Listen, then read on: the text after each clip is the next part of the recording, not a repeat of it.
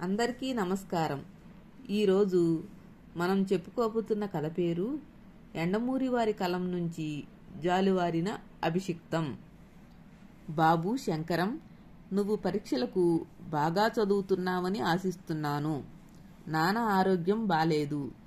ముఖ్యంగా చెప్పేదేమిటంటే 4 రోజుల క్రితం మన గుర్రం కాలు విరిగింది. ఆచార్యుల వారు కట్టుకట్టారు, కానీ ఫలితం లేదు. అది బ్రతకాలంటే కాలు పూర్తిగా తీసేయాలట. రేపటి గురించి బాధ కన్నా నిన్నటి వరకు మనకు తోడుగా నిలిచిన గుర్రం కొట్టంలో తిండి నీరు ముట్టకుండా పడి ఉంటే కడుపులో దేవేస్తుందిరా. బాబూ, ఆ గుర్రం విలువ ఇప్పుడు మరీ తెలుస్తుంది. నీవు ఇవేమీ మనసులో పెట్టుకోకు.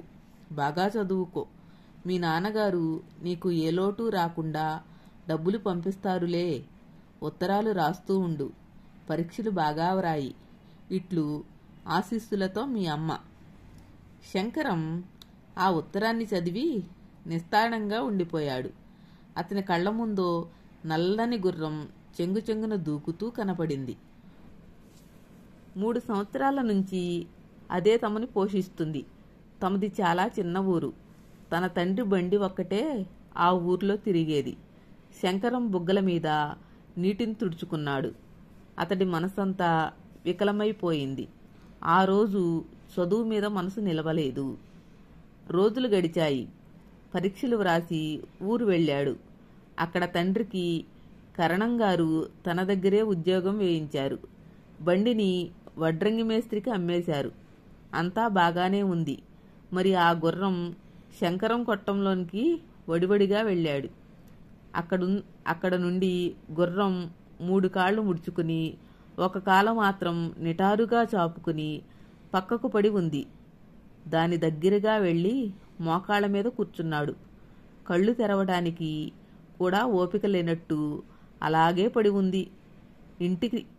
ఆ ఇంటిలేమి ఆ గుర్రపు శాలలో కూడా కనబడుతుంది. ఒక్క గడ్డి పరక కూడా లేదు. ఒక చెట్టు కొట్టేయగానే దాన్ని అల్లుకున్న లత మరో ఆధారాన్ని చూసుకుని తన బ్రతుకు నిలుపుకుంటుంది. పడిపోయిన చెట్టు మాత్రం కుంగి కుసించిపోతుంది. ఇప్పుడు ఆ గుర్రం అలాగే పడి ఉంది. కుటుంబం మాత్రం మరో జీవనాధారం చూసుకుంది. శంకరం నిశ్శబ్దంగా అక్కడ నుంచి బయటకు వచ్చేశాడు. పట్నం రాగానే ఆ ట్రస్ట్ గురించి వాకబు చేశాడు. ఆ అడ్రస్ పట్టుకుని అక్కడకు వెళ్ళాడు. అది ఒక భవంతి. ఒక మూల వడ్రంగి పని జరుగుతున్నది. మరోవైపు ఇనుప రేకుల్ని కాల్చి గుండ్రంగా రూపుదిద్దుతున్నారు. శంకరం లోపల గదిలోకి ప్రవేశించాడు. డాక్టర్ భరద్వాజ నేను మీకేం చేయగలను అన్నట్టు చూశాడు.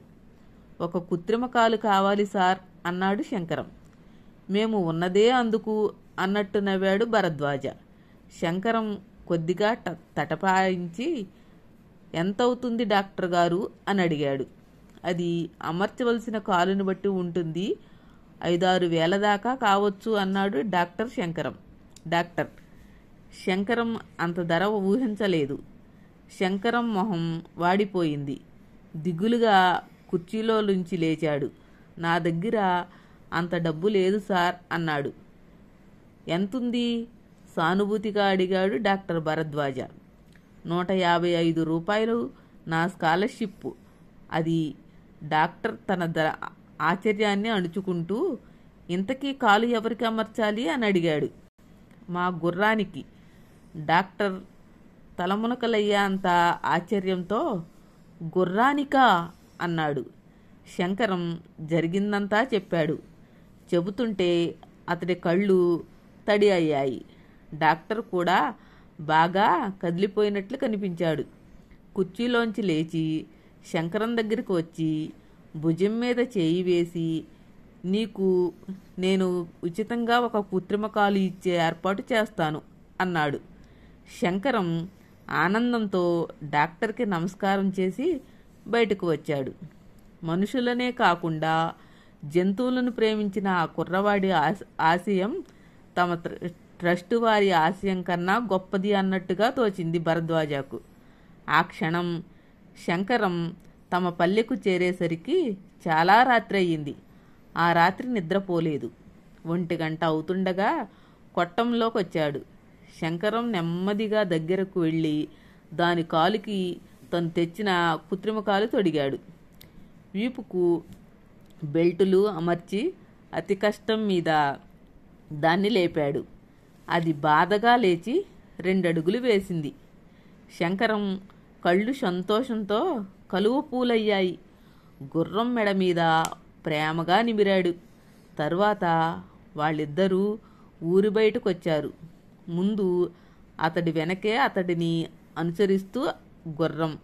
ఊరికి కొద్ది దూరంలో చుట్టూ కొండలు, మధ్యలో సెలయేరు, పచ్చిక బయళ్ళు ఉన్నాయి. పచ్చగడ్డిని చూడగానే గుర్రం ఆత్రంగా పరకలని తినసాగింది. గుర్రం నెమ్మదిగా కొండల వైపు సాగిపోయింది. శంకరం ఇంకా అలాగే నిలబడి ఉన్నాడు. గుర్రం ఇప్పుడు స్వేచ్ఛాజీవి. అడవుల్లో మిగతా జంతువుల్లాగే అది బ్రతుకుతుంది. కొండ మలుపులలో గుర్రం అదృశ్యమవడాన్ని శంకరం చూస్తూ ఉన్నాడు. సెలయేరు, పచ్చిక బయళ్ళు, దూరపు కొండలు, వెన్నెల అన్నీ అతన్ని ఆశీర్వచనాలతో అభిషిక్తుణ్ణి చేస్తున్నట్టు చూస్తున్నాయి. ఈ కథ ఇంతటితో సమాప్తం. నమస్కారం. రేపు మళ్ళీ ఒక కొత్త కథతో మీ ముందుకు వస్తాను.